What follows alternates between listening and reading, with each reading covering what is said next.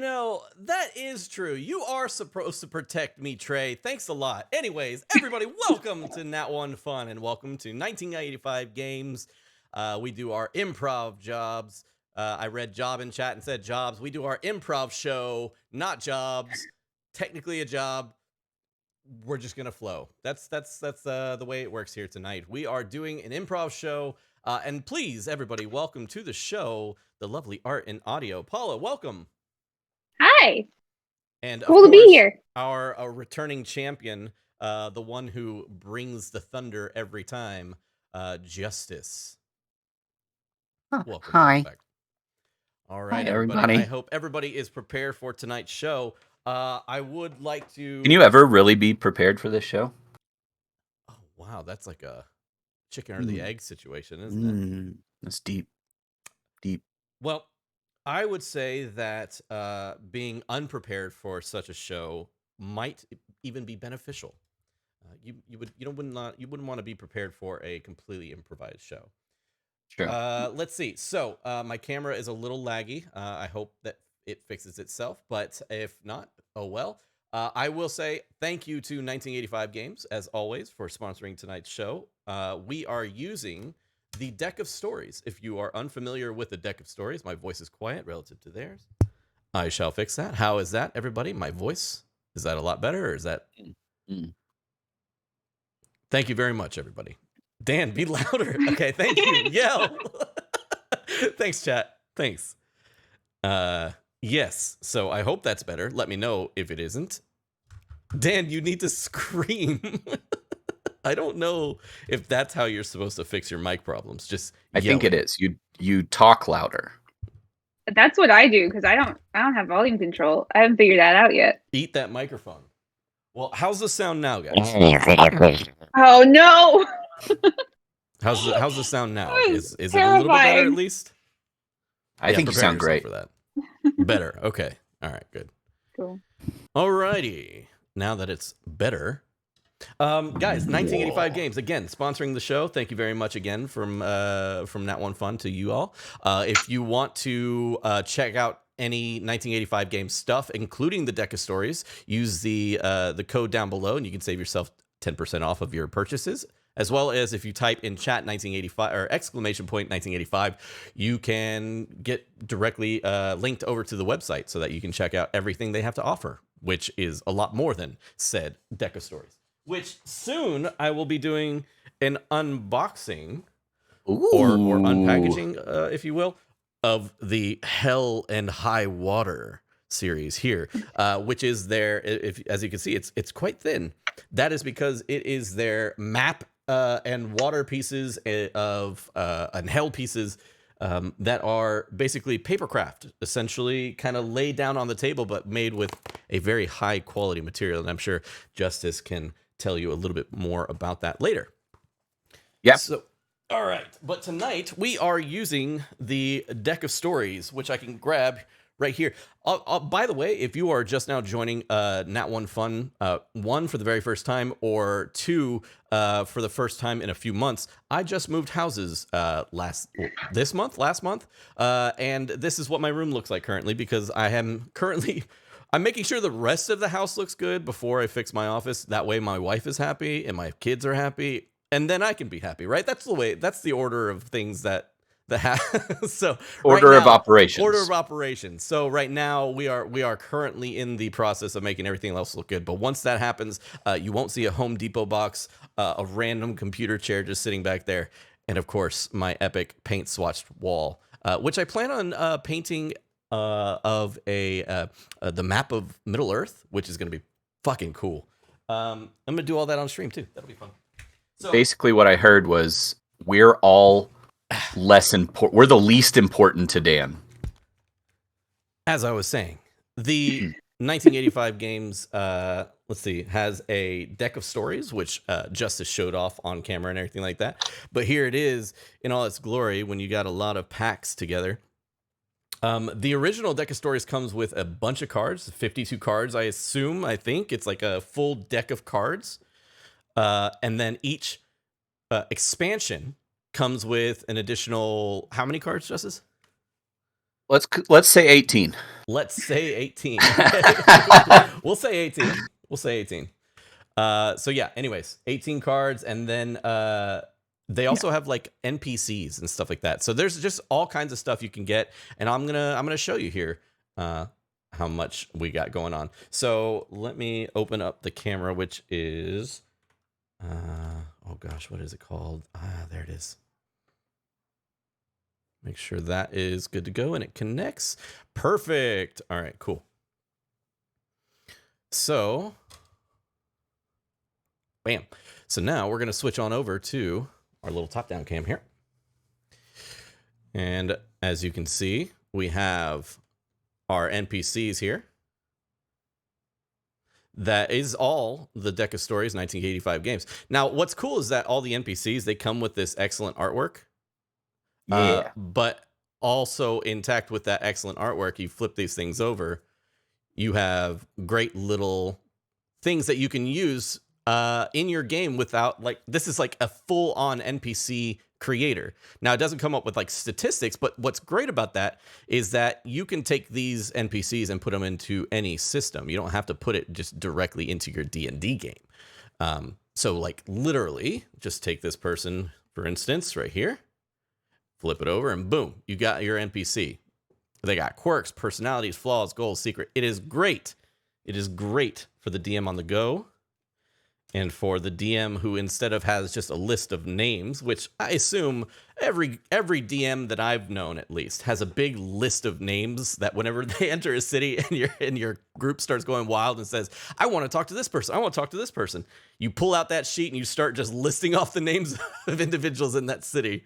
So Is that how you're supposed to do it? That's how I do it. Otherwise, I come up with names like Bob, Steve, Joe, That's what I do. Dylan. Yeah, so. I don't have a list. I just panic when they ask and think maybe I should have had a list. Maybe I should have had a list. Well, here's your opportunity to have one on hand right now. Look at that, Deck of Stories. So, but we use what is called the Deck of Stories, like OG, right? The original version of it. But it is a very cool, very interesting system that it uses what's called the orc system. We have an opening, then we have like the middle act, and then the end act here. Each one, of course, standing for something that I always forget every time. Opening, rising, and climactic action. Bam. So that makes more sense when you look at these. Basically, if you have an O on there, you can use it to like open a story, like open the story with. And then the R, you can throw that in the middle of your story, and then you can close off a story with one of the C's. So normally, if I'm running it, what I do is I'll flip through these and then pick one at random. But today, we are having the illustrious Justice doing so for us. So Justice, would you mind, since you already kind of know what's going on, would you lead us through character creation and everything like that? Why, yes. I would love nothing more in this world. So tonight, we're going to use... I've taken out some of the cards that we've used in the past, and I've shuffled together the remaining cards that make up the Hell and Gothic packs. And we're going to... I'm going to do it just a little bit differently this week. I'm going to pull a card first, and I'm going to think of the way that we're going to make this work for us. Okay. Yeah, that's wonderful. Okay. That's a great place to start. So, and now we're going to move to the character creation. So I've got an idea here. So I need, regular people. That's who you are. We're sticking with this regular people thing, and you're going to find yourself in a horrific situation. Okay.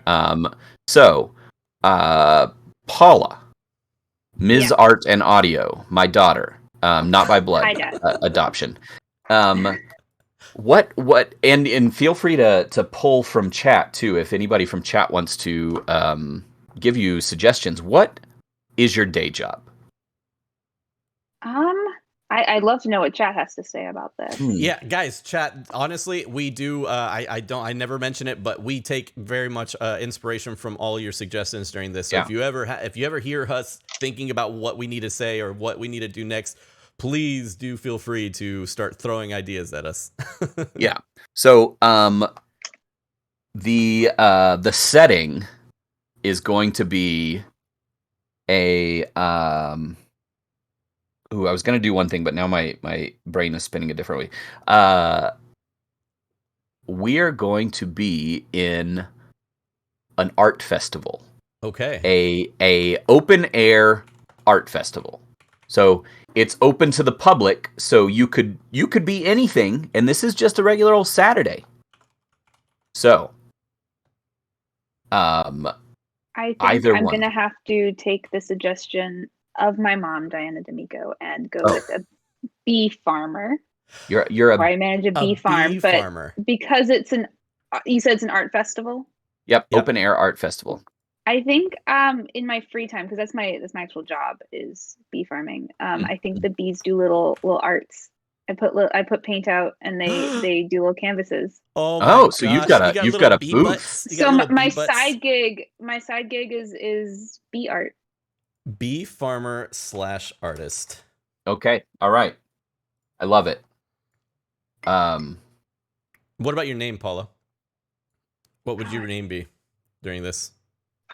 That is a good question, and You're telling me you don't have a piece of paper with a list of names right next to you to pull out? You know what? Her name is Amanda.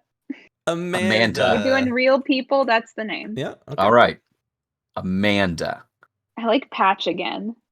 That'd be funny. I mean, Well, how about Amanda Patch? Amanda Patch. Done. Amanda Patch, the bee farmer artist. Got it. Yeah. All right. So Dan. Yeah. So we know what Amanda Patch is doing here. She is, I assume that she has one of those little tents set up with all her bee art out. Of course. So Dan, who are you? What's your day job, and what brings you to this open air art festival today?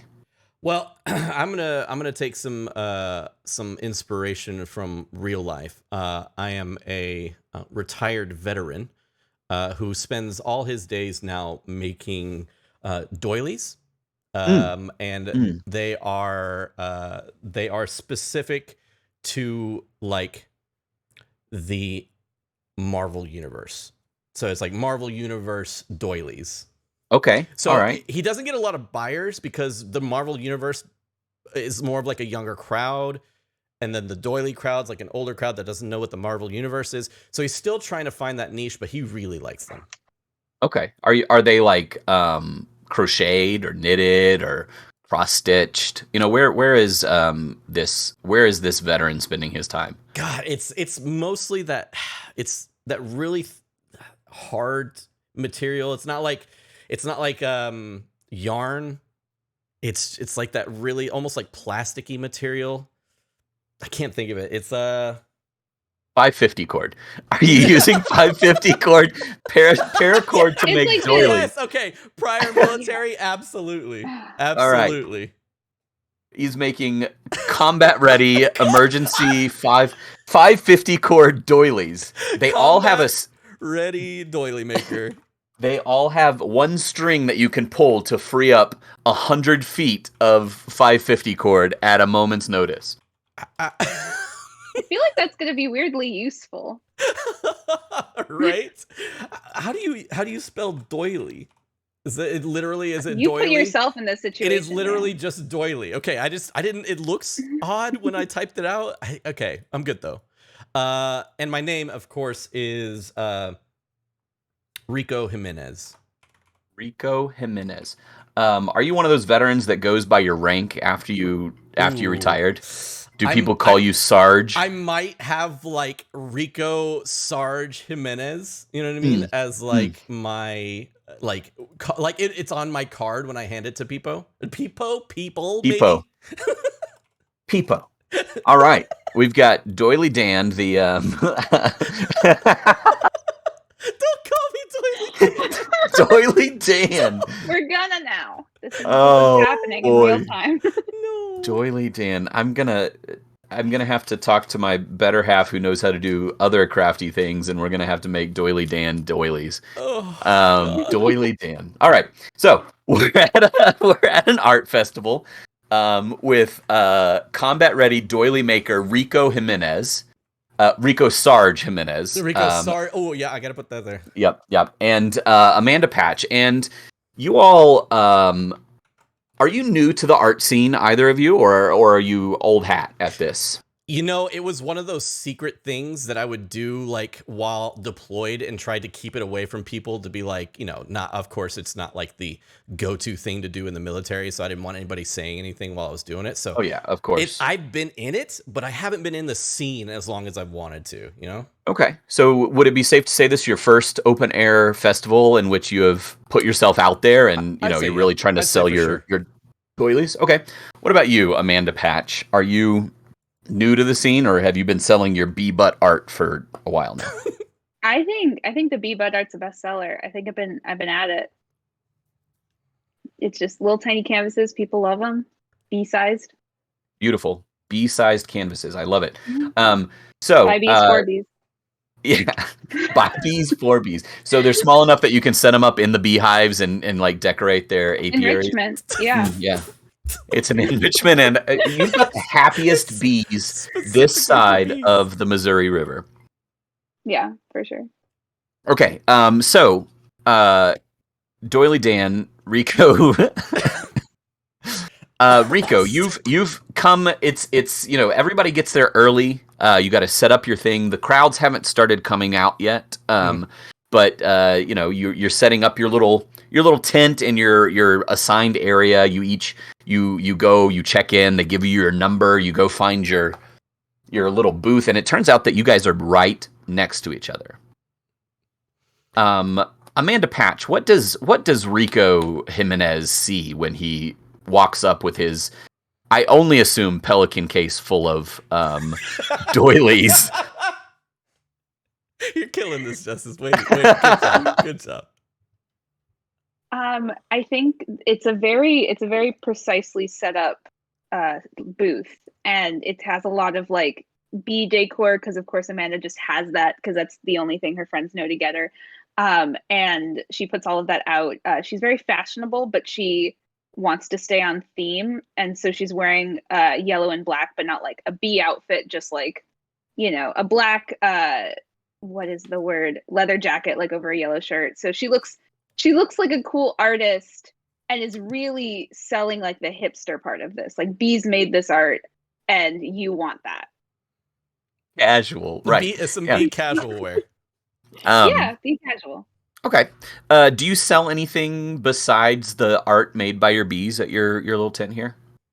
I think I have little bee crafts, but most of it's just small batch, buy whatever's on the table. But it's mostly these, and it's very distinctly nothing I've done. It's all the bees. Of course. Right. I'm just the middleman. You're simply the purveyor of bee crafts to You're their bee appreciators, if you will. Oh no, she doesn't. They don't farm honey. They farm bees. No, it is a bee farmer. Right. Yeah. The honey's someone else. Yeah. Right. The honey is that's a totally separate business. Okay. And how old is Amanda Patch? I think she's young. I think she's in her 20s, early 20s. Okay. All right. So as you most likely, you got there early, right? You're an old hat at this. You've been doing it for at least 3 or 4 years, right? Yeah. And so you're all set up, ready to go. There's still like 30 minutes left before the crowds start showing up. It's a beautiful Saturday morning, and you see Rico Sarge Jimenez coming up, dragging along whatever it is that he's dragging. 30 minutes till stores open. He's running a little late. So He's just not a professional. Rico has on combat boots with camo pants, but a tan T-shirt tucked in to the camo pants, and he is wearing his beret. Of course, it is not like it's not the official combat ready or like straight up like from the active duty side beret, but it is a beret nonetheless.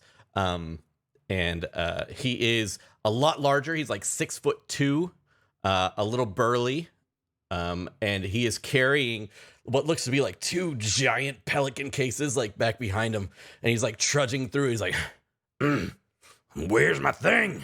Where is it? Oh, there it is." And he just starts. You hear, and he lifts it up, and it's like perfectly placed in there, like meticulously placed in there. And he lifts it up, and there's like doilies just start to like dangle from the top of the case. And they are already set up to where like he just has to grab it and place them up on displays and everything like that. He has auto displays where he just like, they're small at first, and he grabs them and he like, and they just all like piece up, and then he can just start placing the doilies. I think Amanda just starts to ask, like, "Are you in the right place?" And doesn't finish even like the start of the first word when the doilies are what's in the pelican cases. Yeah, exactly. I did not expect that. Like out loud, and just like finishing touches on her booth. He kind of looks over to you and he's like, hey there, honey, you got a schedule of when this thing's supposed to start? Okay, so it starts at 2. It's 1:30 now. So you got half an hour. Do you need a hand? Is this your first time? No, I got it. Thank you very much, though. Okay. Oh, hey, that's a lot of bee stuff. You into bees? Well, you could say that, yeah. If you don't mind me saying, I have a few. And he kind of looks in there and he reaches in and he grabs a couple and he pulls out Ant-Man and the Wasp memorabilia. And he's like, well, I don't know if you'd like some, but I got some memorabilia of the Wasp and everything like that. I don't know if you like all kinds of bees or a certain type, but. So what's that, though? What is this from? You don't know what this is from? It's no. It's Ant-Man and the Wasp. Like, what is that? Like a show? Honey, it's a comic book. You know what comic books are? Yeah. My little brother reads those. Oh, well. It's probably a little bit too much for you. There's a lot going on, but I will say that it is a connoisseur's taste kind of thing. So you might not be into it, but maybe you will. I don't know. So it's like an artsy comic book. It's a graphic novel a lot of times. Right. Okay. But here, if you don't mind, I'm going to put it next to your side. That way it kind of matches with the motif. Oh yeah, I don't mind that. Yeah, I'll look it up too. You said something, the Wasp and the Ant-Man and the Wasp. I would start probably at issue 13 of the original series, because the original run is a little rocky at the start. They don't make them in order. Oh, you start in the middle then. No, you can. Yeah, I would prefer that you'd start there. That way you don't get immediately knocked back with, oh, I don't like this because of this, that, and the other. Interesting. Okay. And we'll like take a little notebook that has a little bee on the front and just flip it open and write that down. So as you all finish, you get your finishing touches on there. And the crowds start to arrive. And people start to filter in, and it's sort of a meandering, there's a path that goes through, and there's some large art word line. Structures is stuck in my head, but like statues? No, like when artists are doing like a thing and it's like a installment. Okay. There we go. Large art installments going on. There's actually somebody in the like, there's a wide open area, and they're actively welding. Like they're welding a statue there. And there's this brick wall that runs the length of the the park where this is happening, and there's somebody doing these beautiful murals with these fantastic creatures on them, and some you recognize, some you don't recognize, but they all look extremely lifelike. And as people start parking and showing up, and they start percolating through the thing, your first customers start coming up. What is Rico's sales tactic here? As it's a hipster couple. They have a small dog that instead of letting them walk, they are holding it. They walk up and they're like, "Oh, what is this?" So Rico, because he was late, is just now finishing up. So he would have been kind of like bent over, like adjusting something. He had just put up the like Captain America shield that he of course got special ordered, and it's like really made of metal and like it's big and bulky. But then he like pulls up a very realistic but fake like mounted 50 cal gun and puts it like poof, onto the table, just as like, "Hey, so you interested in Marvel Comics or?" Oh no, goodness gracious, no. We were just wondering what this quaint little thing is. Oh, see that there's a doily, but it's made of what did we call it? Not power cord. It was Paracord. paracord. I couldn't think of the word, but it's made of paracord. 550. 550 Oh. paracord, and you can use that in many other ways than just a doily. See, it's multifunctional. A pot holder? Well, you could put your pots on top of it, sure. You can do whatever you want with it, but I'm telling you, it is combat ready. Oh, we don't do combat here. Oh, well, then you probably looking for some other doilies.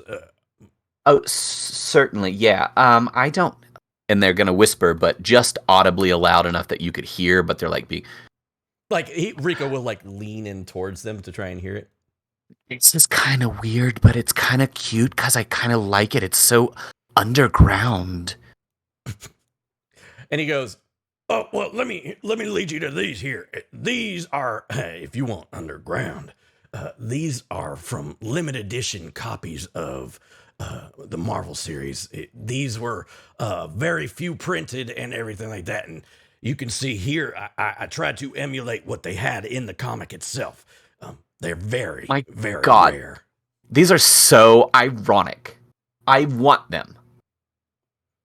Right. So, how much? Well, that's great. I'm glad you asked. For the smaller ones that are probably the size of a cup that you could put a cup on, those are going for $50. And the ones that are a little bit bigger, the ones you could probably put a pot, like you said, those are going for around $400.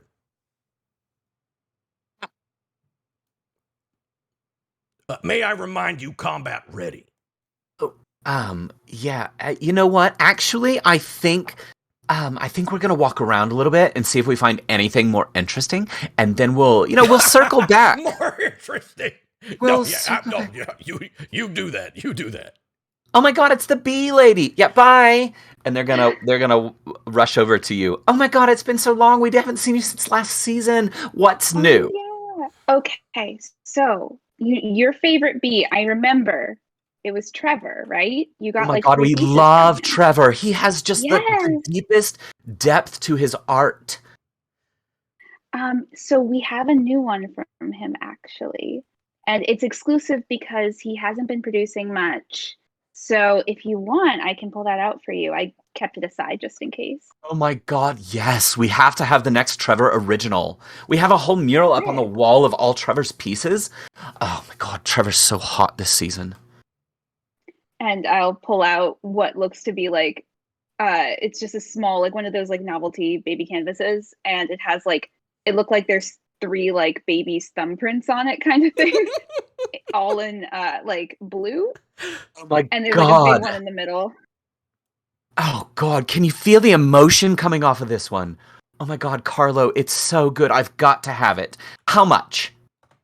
For you returning customers, $75. Extra exclusive deal. Oh my God, it's a steal. I will take it. All right. Okay, what else do you have? Do you have anything by... I don't want to cheat on Trevor, but I was really watching, Darla, she was an up-and-comer last year. I'm fairly certain she's just really exploded over the last season. Oh, this whole section is Darla, actually. Oh my god, that's all Darla? Is this 24 karat gold? Yes, so we had some gold leaf brought in, but the bees placed everything. Oh, that's so gorgeous. I need that too. Oh, absolutely. Because of the gold leaf, it's 125. Oh, absolutely. Just Right. wrap it all up. I will take it all. Of course. And I'll take out like the tiny little square reader that goes into my phone and just hand it over. On sale now. 15% off. They're gonna look at you. I'm looking directly at them, and then like the second they look at me, I'm just like looking the other direction and pointing. Oh, should we? Is it like a charity thing? Should we help him out? The bee one is so sweet, and he looks like they're like well made. You know how you can get things here and they just fall apart when you walk right off. Yeah, I guess there's craftsmanship there. You know what? You're gonna have it forever. Like that's why you come here, right? You like have it forever. You're right. You look at Rico, and he is now doing a demonstration and testing the durability of the doilies. He is now standing on them with like combat boots, and he's like having people walk by. No, you pull it. Just pull it. Hard as you can. Hard as you can. Do it. Come on. People are actively walking to the other side of the path to avoid this aggressive sales tactic that you have going on here. Carlo and Yvonne are gonna, they're gonna. Okay, I just feel bad for him. You know what? We will take one of those doilies. Just go ahead and wrap up our things. I don't want to be here long. Yeah, I got you. Oh, you're not gonna regret it, I swear it. Right. Oh yes, they are so ironic. Which one? Ironic? What do you mean by that?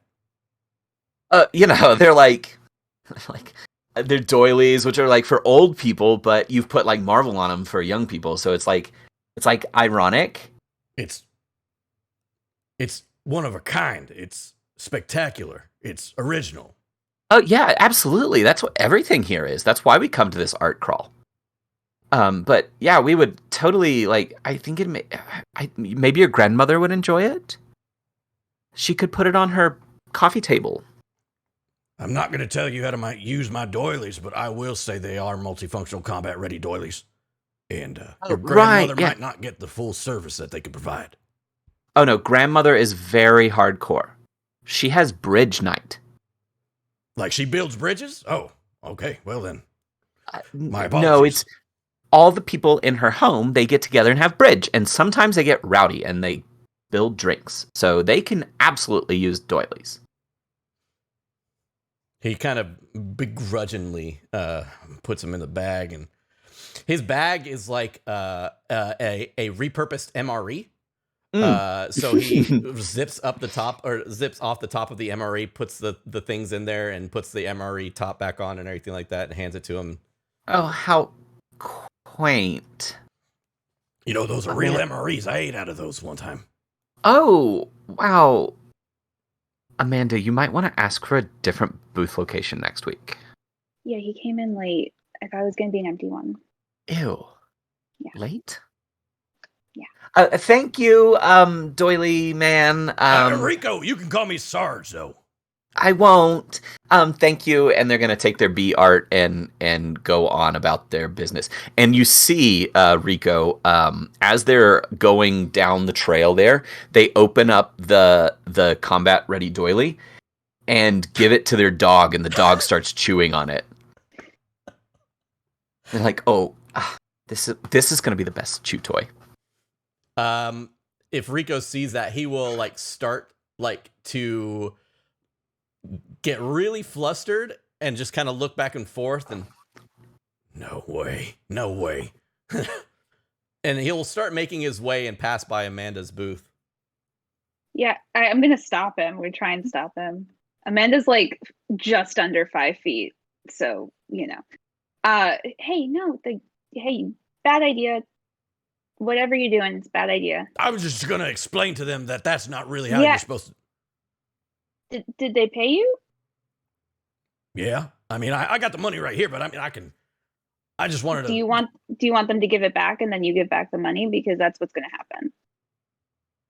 I just want to make sure they're using it right. You know what I'm saying? Because I did spend probably a good 30 minutes kind of coming up with the idea alone, let alone the time that it took to make.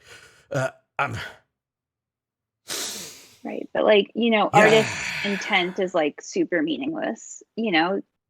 It's what you do with it. It's how you interpret it. Like between you and me, Trevor is not the best, but they like him. They like his art. And so what's it's Trevor? important to them. Excuse me? What's Trevor? Who's Trevor? Oh, one of the artists for the pieces. Oh, I didn't realize you worked with several artists. I thought it was just you. Oh, quite a few. Yeah. You're telling me that's not your little thumbprint right there? What is that? Oh, that's Trevor. Trev. You can see like the little stinger coming off that one. You Yeah. You use the bees? I don't use the bees. Well, I mean, this is all the bees. I just give them the tools they need.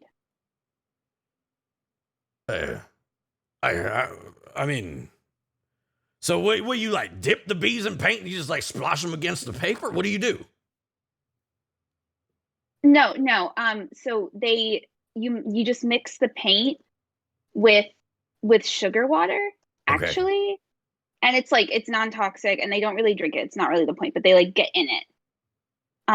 And they go over to the canvases. Like eventually it's sort of like a time thing. You just leave them out and then you come back in a few days and this.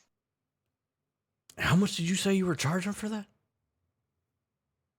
So it sort of depends on how many each bee makes because people get attached to certain bees.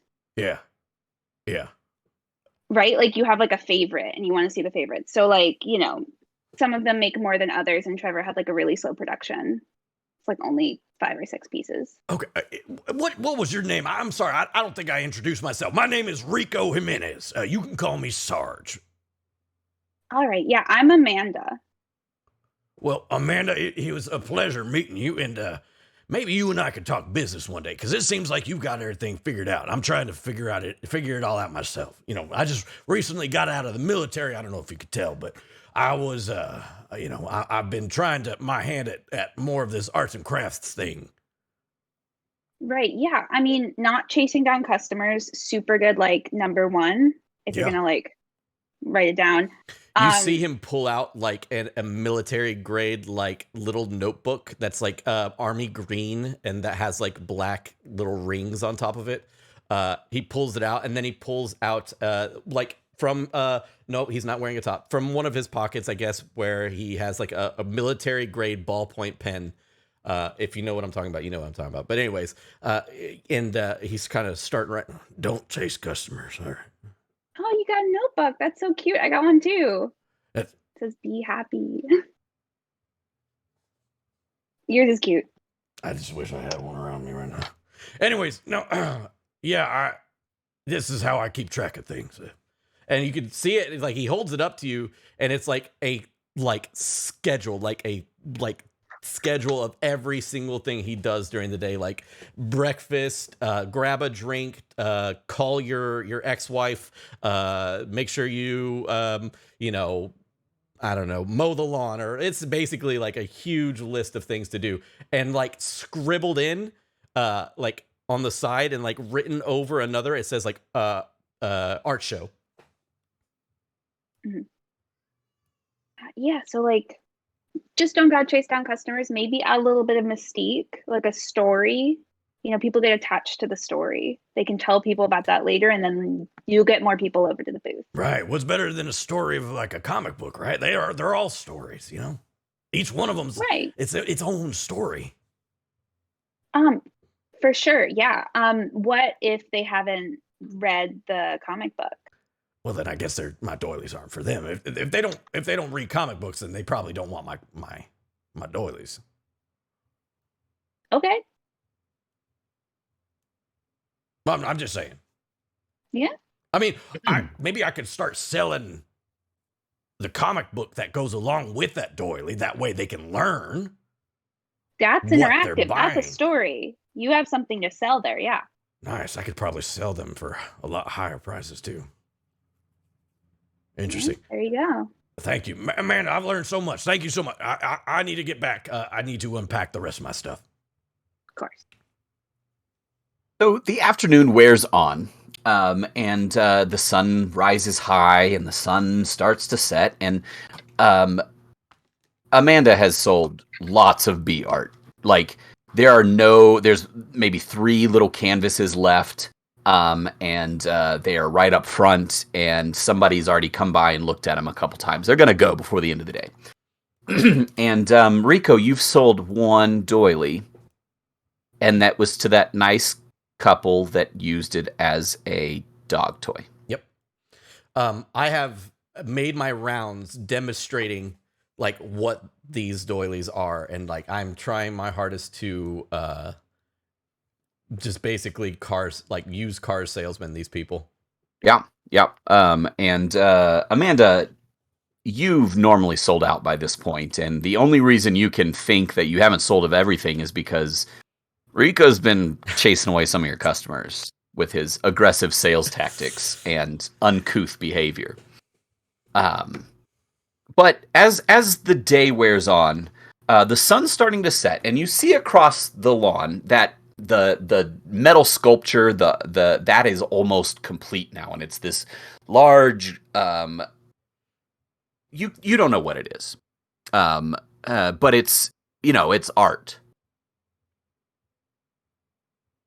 And then across from that, there's the mural that's been the artist has been working on it all day, and he started way before the festival opened, so he was about halfway done by the time 2:00 came around, and it's this fantastic mural of twisting vines and fantastical creatures.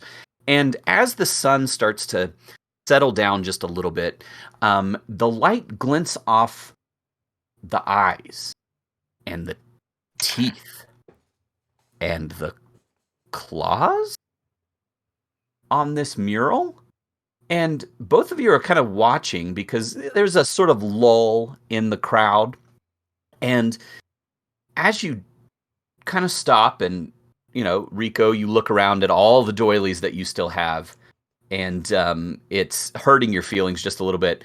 And Amanda, you look at the art that you still have left, and you're like, it's already 5:00. I should be sold out by now. This so-and-so over here, it's just really hurting my sales. And you notice the light sort of starts to gleam a little more on this one particular beast. It's peeking out through the vines, and it has sort of a tiger stripe pattern to it, but it's got a human face. So it's tiger stripe, but instead of a muzzle, it's a flat human face, but it's got these big claws. And as the light glints off the claws, you swear you see the claws move. Maybe they're just that good of an artist. Maybe not. Been a long day. Yeah, it has. Add to your notebook, it's generally better to stay behind the booth when you sell. How are you supposed to catch them then? They come to you. Bear traps. Bear traps. Layout. Yeah, he literally says, he writes down in his notebook, bear traps in front All of caps, in underline. in front of the booth, bear traps. Trap them. And as you all have that slight conversation there, as Amanda disdainfully recommends you don't do that, you see these claws extend from the mural, full arms coming out, and How then with close are we? Oh yeah, go ahead. it's across from you, so it's sort of a oval shaped pavilion with a meandering path, and there's tents scattered throughout, all selling their artistic wares. And in the center, there's sort of like an amphitheater, a little stage thing that after dark they were probably going to have some sort of interpretive dance with some sort of weird musical instrument behind it. And So it's about 100 feet. It's on the other side of the lawn where this wall sort of acts as a sound barrier from the highway. And out of it, this creature crawls, and it hits down on all four. And you see that it's tiger stripes all the way, but like I said, human face, whiskers, but human face. So, Like you. yeah, kind of, Just but looks with like you. more tiger stripes, and got it. a long tail with what looks like a stinger dripping poison, perched up behind it. And you hear a scream. Holy shit! That's some interactive artworks. Is that some kind of robot? You guys normally do this kind of stuff? No, I swear that crawled out of the mural. Yeah, no, it's a great show. Look at that thing. Where's the projectors? I don't see no projector. Did you And hear then that? the tiger man thing with the scorpion tail turns its head towards you all and then grabs one of the patrons walking down and tears into them. And the crowd starts screaming as it rips them apart and buries its teeth in their neck. Rico goes immediately into combat mode. Rico, he's like, Amanda, get behind the bench, the desk. And like Rico dives himself. He dives over his bench and like rolls towards one of his cases. And he starts to like one of the cases. What does Amanda do? Amanda's already behind the table when he says that. That's why I got flustered. He turned and she was not there. She's on the ground. And she's like rummaging through her like personal bag that she had under the table to try and find her pepper spray and her knife.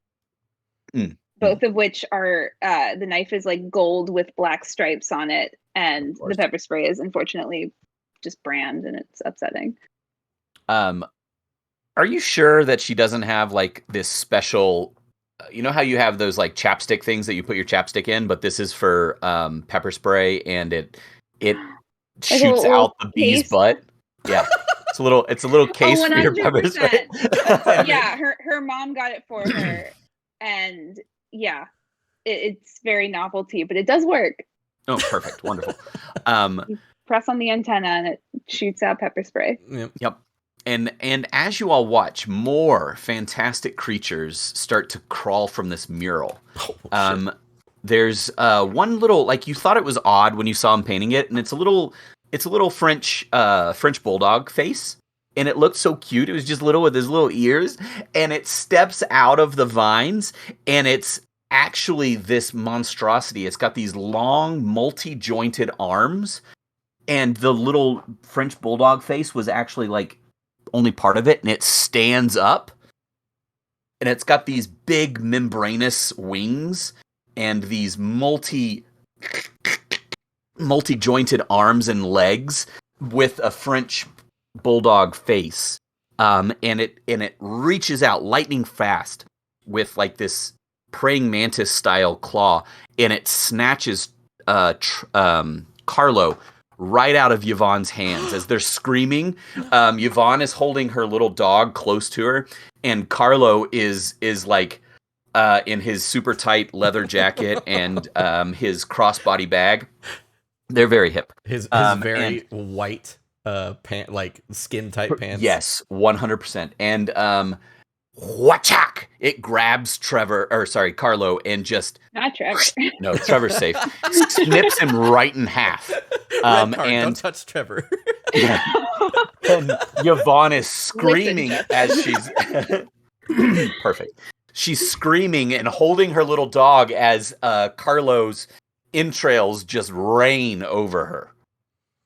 So I would love for Rico to be able to have like I want the camera to roll in kind of ground level towards my sailing bench, and it like kind of comes up towards the thing, and Rico is standing up, and he now has like 2 shotguns strapped across his back in an X. He has like an AR-15, and you can see now like he has a pistol like to his side. Amanda, And he cocks his third shotgun that he has in his hands because why not? of course, yeah. Amanda knows she has to get out of here, and so she kind of knows that she has one good ticket out. Otherwise, she's sort of trapped in this area potentially, and she's just gonna like sneak around the side between hers and Sarge's booth with her little knife and pepper spray. It is just like, I'm gonna be behind you. We're getting out of here. Yeah. Sarge, he looks over, he kind of looks behind you. He's now wearing sunglasses, aviators as well.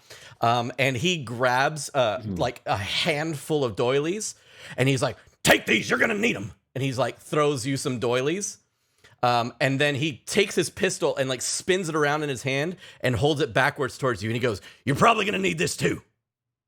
I don't know how to fire a gun. Just hold it with... No, we don't have time for that. And he just puts it back in his pocket and he's like, just follow me. I mean, I'll take it, but no. Well, take it, just take it. It's like a hairdryer, but like for them. It's like a hairdryer for them. Just point your hairdryer at them and dry their hair real good several times until you hear clicks. Okay. As you run across, what sort of vehicle does Amanda drive? I think she bikes. Oh, of course. And she bikes there with all of her art in a little V-shaped container. Yeah. Painted black and yellow. Yeah, of course. Mm-hmm. Everybody knows you're the bee lady. Can you also have a helmet that is like... Oh, it's a bee. Yeah. Yeah, with little antenna. It's got little antenna on the front and a little stinger on the back. Sure. Perfect. Yeah. Wonderful. What does Rico drive? Rico is driving an H2 Hummer that has the doors taken off of it already. Of course. All right. The tires are lifted. They are probably somewhere in the range of 30 inches. It is combat ready, essentially, if you will. And of course, painted army green. Of course, take off across the lawn, and he's parked in a disabled spot. By the way, also he's double parked in a disabled spot. You can see that he has disabled veteran plates on him, but he's a fucking asshole who still double parks in there. Fair. That checks. All right, that checks. As you run across the lawn, Amanda, you start to veer left towards your bike as Rico starts to veer right towards his Hummer. Where are you going? You're going to need more protection than that thing. You headed to the bike? You need to get in. This thing is armor plated. That thing is trash for the environment. It's not about the environment right now. It's about living. You want to live or you want to die? You want to see Trevor again? You better get in this frickin' Hummer. At the mention of Trevor, she does follow. Armor plated and no doors. It's combat ready. So as you you have this quick conversation and then you turn back towards your Hummer and suddenly you hear this as this creature lands right between you and the Hummer. It is on its hind legs, and you see its hind legs are zebra's legs as it's standing up.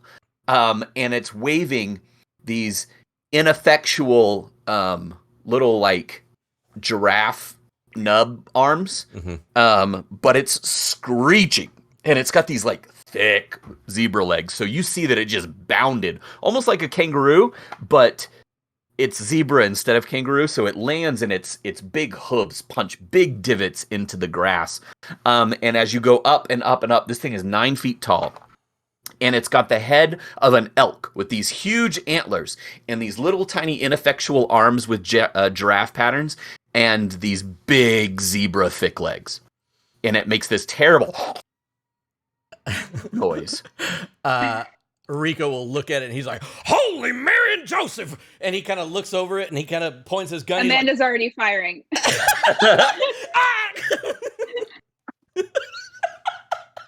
Okay, now we get to make a roll. The first roll of the evening.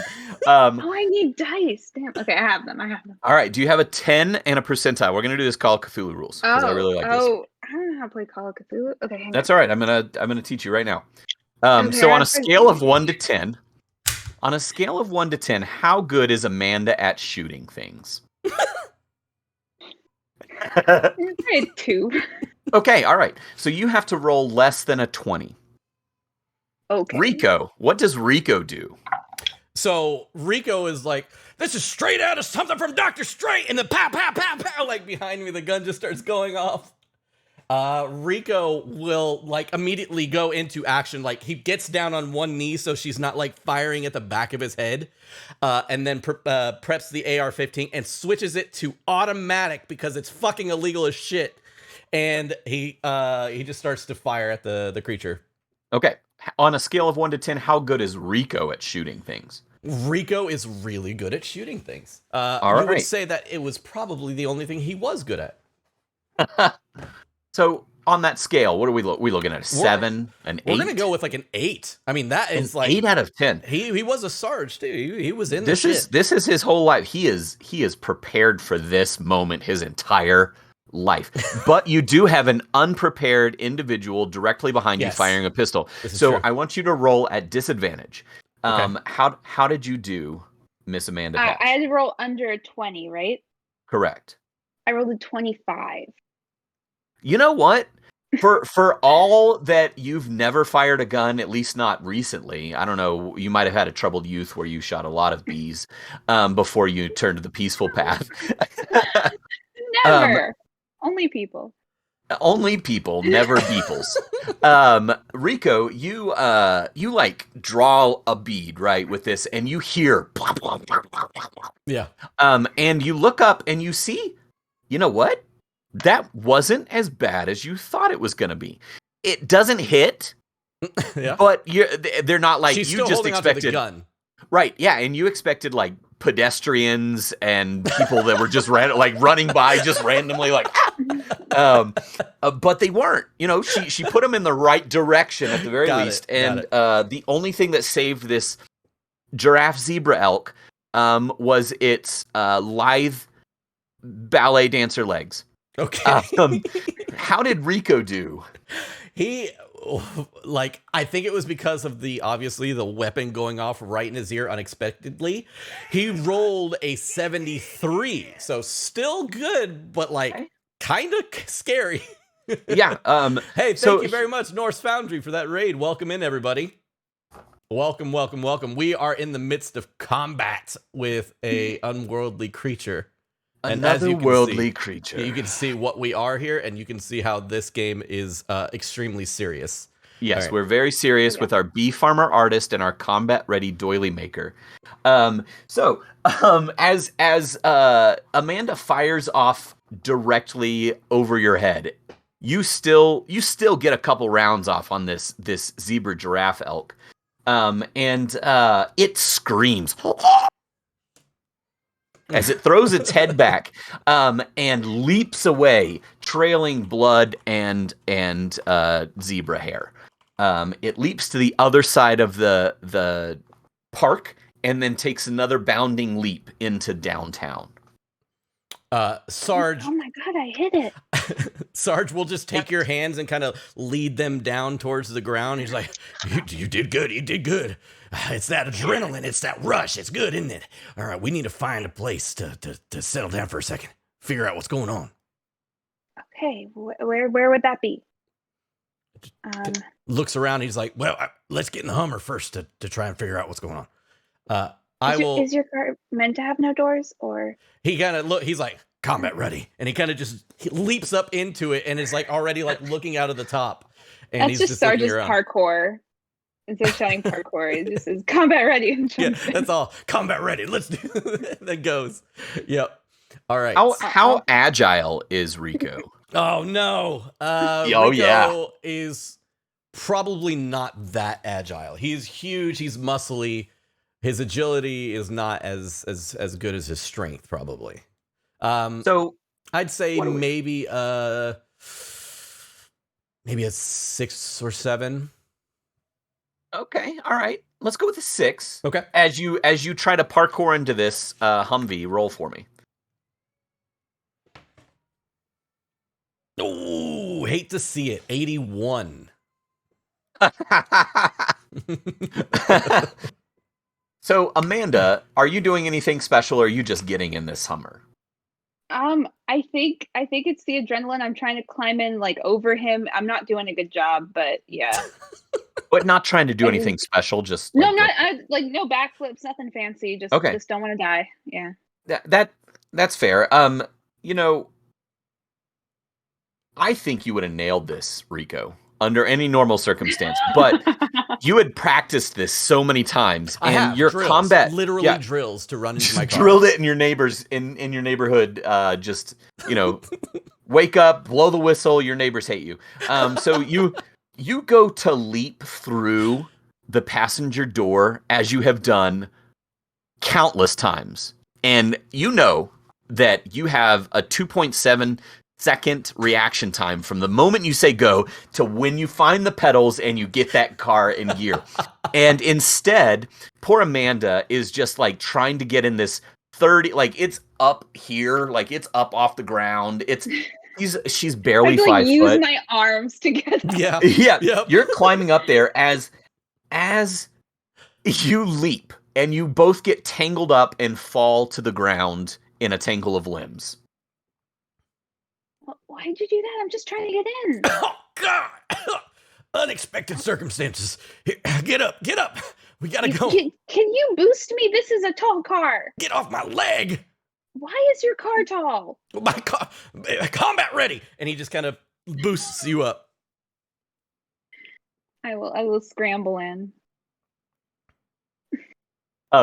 You slam this thing into gear. Are you going out across the field, or are you getting back on the road? Where are you going? So I am kind of, I want to assess the situation. What are the creatures that we can see? What are they doing?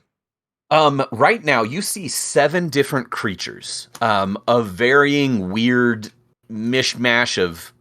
You've got French poodle bug, French bulldog bug over there. You've got Tiger Man ripping people apart with his scorpion tail. Like they are tearing into the crowd. Okay. You see Yvonne running across the field with her dog safely in her arms.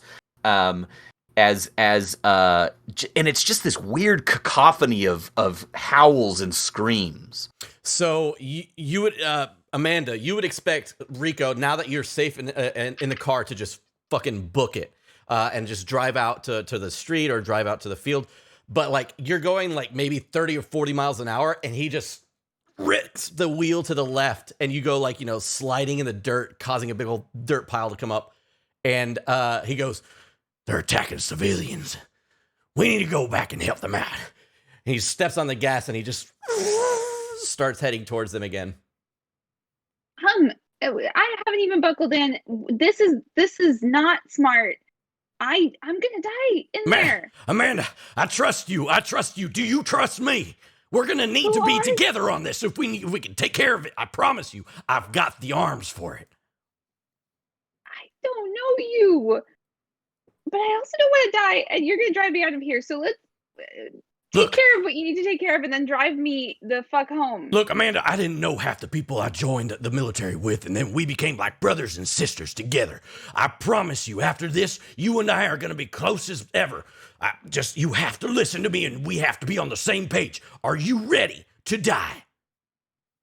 What? Let's do this. And he just kind of like, you take the wheel, Amanda, and he'll start climbing up through the roof, and like the wheel is just going to start like going like left. Okay, and right. this is just like a go-kart, and I'll grab the wheel. Okay. What is your intent there, Rico Jimenez? I am climbing out to the my back seat in order to lift my back seat up, and they are combat ready. They have drawstrings on them, and he drawstrings them out, and they like they pop up out of their position. And they of course, because of our speed, they fly like out of the roof. And in their location, it's just an assortment of weaponry. All right. What are you going for? I'm probably going for the we'll say I'm going for the we'll go for the AR-15 that has like a grenade launcher attachment to it. Excellent. Yep. Just commonly picked that up at a at a gun show. At a gun show that was definitely in a different country and somehow got it back to the States. Yep. Yeah. Yep. For sure. Amanda, how good are you at driving? Okay, so Amanda does have a license that she uses just in case any of her friends need someone to drive them to the hospital. She does not own a car, Fair. but the license is not expired. Okay, that's good. So, like, if I'm doing 1 to 10, I would say like in the 4 or 5 range. Okay, let's go 5. Like most people drive. However, you've never driven something this large across a field, like while it's moving. Yeah, towards screaming monsters. So I want you to roll with a screaming monster in the car as well. Yep. Roll at disadvantage to see if you can get close enough without wrecking the Humvee. And Rico, are you going to start firing? Yeah, so I want to also, while I'm there, pull up like an HMG and just start getting it ready, like by putting the like super 50 cal heavy like bullets in it and starting to feed it in. Okay. But I'm looking out. I just want to see where the nearest creature is.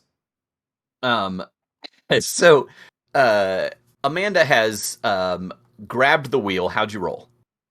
I rolled a 23 and a 32.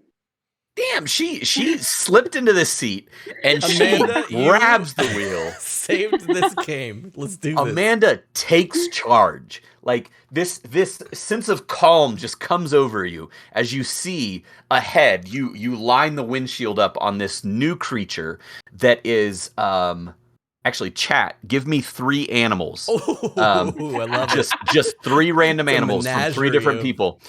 So as you line up on this new creature, and you hit the gas, and you hear Rico behind you just like adjusting things. Oh boy. And suddenly, sees B, I will tell you. Oh my god! What all a right. combo! So suddenly the sun goes dark, like somebody turned off the lights. Okay. As the moon, and you know how eclipses usually take like 4 hours or something to move across? It happens suddenly. You see this like, and the sun is suddenly blotted out. And there's like that moment where the photovoltaic sensors on the Hummer don't click on, and you're just pummeling ahead straight forward. And then suddenly the headlights come back up, and ahead of you is this creature. It's got this big shaggy mane, like from a buffalo. It's just this mane that covers its whole chest and falls down its head. And as the lights click back on, it turns towards you, and you see this duck bill and these little beady eyes over this buffalo mane spilling down its chest. And then when the lights click on it, suddenly it goes, and these giant feathers, this peacock fan comes out from behind it as it stands on 2 legs, and it holds its little otter paws up in front of its chest, and it just looks at you. And the second it looks at us, Rico, he's fucking unloading on it with the AR-15. All right, give me another gun roll. Roll for gun. Roll for gun. Hey, 66. All right. Amanda. Mm-hmm. How level-headed is Amanda? Like right now? What's her normal like state of mind? Like her composure. Normally is she excitable. Normally, I think she's a jumpy person. I think she has her life together, but if something goes as from the outside, she has her life together. But if something goes wrong, she'll just start losing her mind. Okay. So and things are going wrong, I would say. They are. On a scale of 1 to 10, what do you think her like composure would be? Like in this situation where she's not able to plan out her day. 3 to 4, maybe down to a 3, given the apocalypse. All right, let's go with a 3 here. So roll composure to see how well you hold on to this here steering wheel. So that's a 66. Fantastic. As the sun just goes out, and you're in complete darkness for a moment, and then the headlights kick on, and you see this creature in front of you just screeching as the peacock feathers explode out of its butt, and then suddenly you hear ripping above you, just pop, pop, pop, pop, pop, pop, pop, pop, pop, pop. I think I'm gonna slam the brake. You slam on the brake and twist the wheel. How lucky is Amanda? I'd say she's pretty lucky. I'd say Okay. if we're scaling it, maybe like a 6 or 7. If she gets to work Okay. with Trevor, like firsthand, she's hella lucky. Yeah. I got good B's. I lucked out. You got good B's. Good B energy. So go ahead and roll me luck to see if this Hummer flips.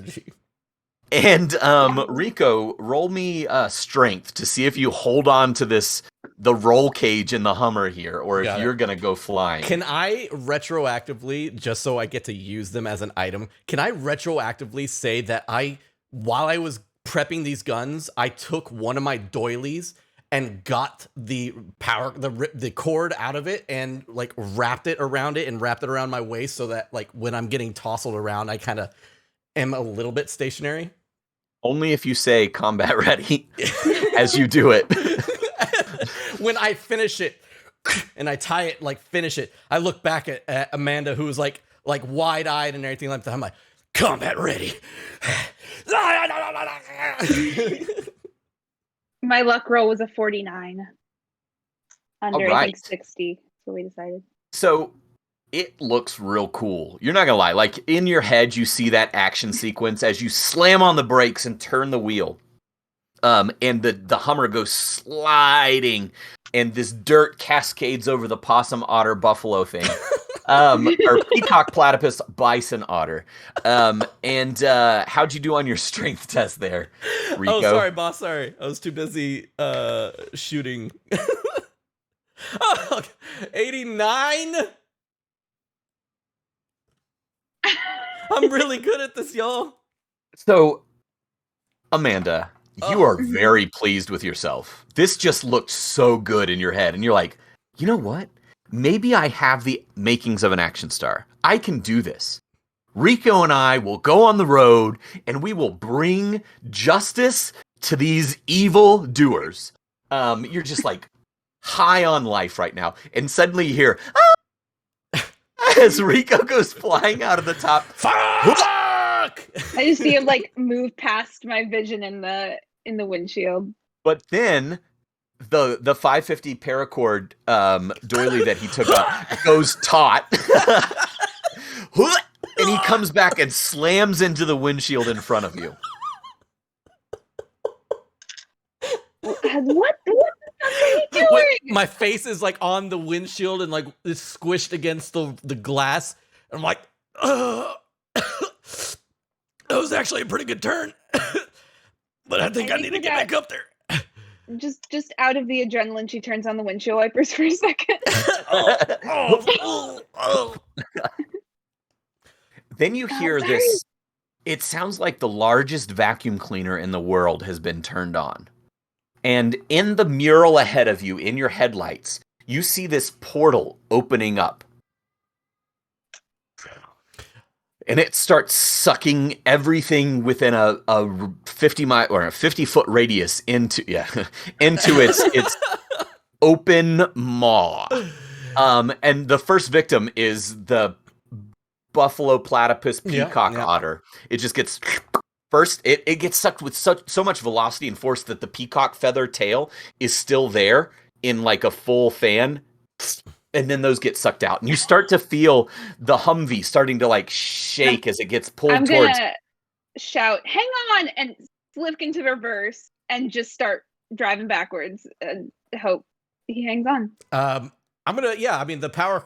I'm kind of call it power cord for the rest of my life. The cord that I'm using, Paracord. Paracord. It is combat ready, and yeah, of course. it is going to hold. But I am very much like flopping in the wind like a wet newspaper.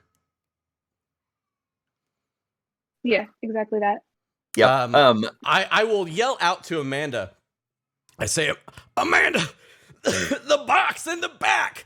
The box in the back. The one that says "Do not open." Right now? Go. I'll grab the wheel. I will try and climb back there. I will swap her for driver's seat. Okay. Rico, give me a strength check to see if you can overcome the suction of the portal. And Amanda, how There we go. dexterous is Amanda? I think she's pretty dexterous. She bikes. So I would say like 60 or 6. All right. Yeah. So roll me dexterity. How'd you do there, Rico? 21 on the strength. Oh, yes. We get another action movie sequence as you know that like slow like gush climb. Yep. And we see the veins just standing out on Rico's flexing muscles. My And beret because flies off, and I have like a freaking flat top haircut. Oh, 100%. Salt and pepper, just like that. Heck yeah. But it doesn't move. Right. It's so trained. You yell attention at your hair in the morning and it stands straight up. It hasn't budged. Mhm. But as you're like reaching, because you rolled so well, as you're reaching to the door to swing yourself in, suddenly your shirt starts to rip. You hear, and then it gets sucked right off your back. And inexplicably, you have a bandolier under your undershirt that you had Well, across I gotta be combat ready too. Yeah, you're combat ready. But it's made of 550 cord, and on each one of the shells that you have across here, each little spot on the bandolier, you have a different Marvel character. So you've got like the Shield, you've got Iron Man's face, you've got Hulk's fist, all the way down here. But you like old man strength plus some. Hell like yeah. you've got that old wrinkly man skin, but you're like ripped. As this shirt rips off, it gives you that extra burst of energy as you grab the edge of the door and you swing yourself in. How'd you do, Amanda? I got a 24 under, what was it, like 60. Oh man. You all are you're making this look easy. So there's like the roll bar above you for this Hummer, this roll cage. So you grab that and like pull your feet out of the gas pedal well and gymnast swing yourself into the back seat. What, like it's hard? Easy. Yeah. What's in that box, Rico? It's a fucking rocket launcher. Mm. It's an absolute rocket launcher. Amanda, sorry. It's not like an RPG. It is a like This military. is an RPG. Military. Yeah, this is an RPG. Exactly. It's not an RPG. It is like one of those military grade, like, I don't know what they're called because I don't play a lot of fucking army games or whatever. But the one that's like square based or whatever, and it like tracks stuff like that. That's what that thing is. Called Javelin. That's what I was saying. Javelin. Yeah. This thing is intense.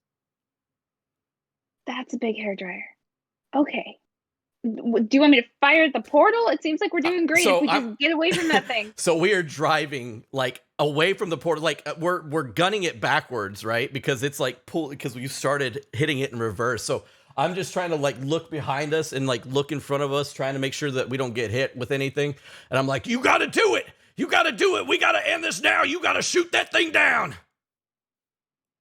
Okay, yeah, sure. Easy, done. And I'm going to pop my head up the, like, is there a top open, you said? Yeah, top is open. I'm going to take one of the doilies that I was handed and preemptively tie myself in. And I'm going to combat ready. I think I like trying. I'm trying to be combat ready. Sarge looks up with a tear in his eye, and without her being able to hear me because of all the commotion, he goes, "Combat ready." And then, like, right when he says that, I have trouble getting myself and the rocket launcher out the top at the same time, so I have to duck back down and put it up and then climb out myself. And I look up and is there like a giant creature anywhere near us, or is this the portal my target? Actually, what you see Yeah. is the artist that had been drawing this mural. And he is standing next to the portal with his like paint palette in hand and an oversized brush, and he's whirling it above his head, and he's cackling evilly as he urges his creations forward. And you see all over the city in the distance now, you see fires lighting up in the darkness because it's still pitch black. The only light you see is the headlights. Oh, And he is, fun. yes, my minions! I have released you into the world! And I catch this sight and I aim this bazooka thing and just say, and this is why people shouldn't do art. And I fire. Art is for bees! Only. Leave it to the bees. Leave art to nature, you say. Yes. All right. Roll me guns. Okay, that's not good stat. Roll for guns. Can I have Roll. advantage because it's a Yes. big gun that's really I was hard to going miss? to say roll with advantage because You have an area of effect. yeah. You have a room for error. So I rolled a 60 and a 41 over 20. Rico, Mm. roll me drive. Okay. As you're backing away from this thing. How well does Rico drive? He's a freaking champ. He knows his car in and out. That is a 16. He knows this thing in and out. So, Amanda, as you go to you push the button on this thing and nothing happens. Beep. It beeps once, and Rico, you hear this, and you're like, "You gotta turn it on!" And you see this like this other switch. Powered? You're like, The guidance is on the side, and there's a switch, and it's light. It's big and red, and you don't know how you missed it before, but you flip this on. No, I had to turn a gun on. It's a hairdryer. Remember, you gotta flip it on. it's just like a hairdryer, he says. and now that you've repositioned it, and you go to pull the trigger again, but just as you do, you pull and it sort of jerks you back with its momentum, and so you know you're gonna miss, and this is the end of humanity. But Rico comes through. He sees that you're struggling, and he jams the gas going reverse, which causes you to kind of like room up just a little bit. He actually gets air with the back tires. Reverse So he's doing wheelie. a reverse wheelie. Reverse And wheelie. It causes the rocket launcher to aim appropriately. And there's that moment of like clarity as it goes beep, beep, beep. And it rushes out. And the artist, the mural artist who's waving his brush ahead, he looks up and he goes, uh-oh. And it connects directly with him right in the chest. And it knocks him into the portal. And you see this burst of flame start to bellow out from inside the portal, and it bows out of the black hole, which continues to suck it. It creates this beautiful flaming vortex, and suddenly it all sucks back in and disappears. And as soon as the portal is gone, the sun comes back out. And you look around at the destruction. You see poor Carlo in two pieces on either side of the path. And you hear as the dog comes running up from Yvonne, and in its mouth it's got the doily. And Yvonne looks and goes, "Those really were combat ready." Rico will pull out, like he'll slap the glove compartment, and it'll open it up, and he pulls out a big case, and he opens the case, and he pulls out a stogie. Of course. Yep. And he lights it, and he hands one to Amanda. Fine. Takes it. And Once. I look out at the the thing or whatever. And now at this point, like his glasses are like this, and one lens is broken from like slamming against the windshield. And he just looks out and he goes, "Combat ready." And that is the scene that we will end it on. Thank you all so much. Hanging off of like the car like door or something, like blowing in the wind. All the other tents are gone, but the doily tent is still standing because he tied it together with 550 cord. Is the puddles of goo that were once weird creatures are laying there. Oof, that was intense. I love it when a plan comes together. Thank you all so much. That was fantastic. Okay, so our cards. I only got to 2 cards because the third card that I pulled was you strike a deal with a local merchant. The deal seems almost too good to be true, and I thought that I could work that in somehow, but I realized that we were 30 minutes over, so I figured I'd wrap it up. So, the first one. Well, you can't read that. An artist creates unsettling murals that almost seem real. Creatures begin to escape from the pictures. Holy shit, how perfect. Nice. Right? I love And then that.